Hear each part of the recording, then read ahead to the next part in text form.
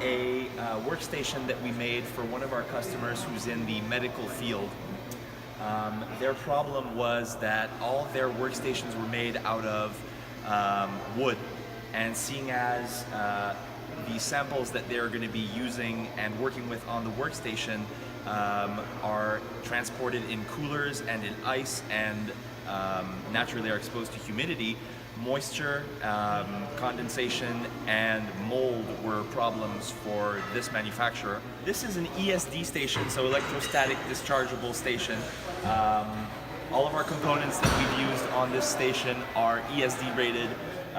So we've got a little bit of a drawer here that we've made out of high density polyethylene, laptop stand and screen mount. The customer also asked us to put a little bit of a sheet holder on the bottom, a little bit of a shelf for active documents.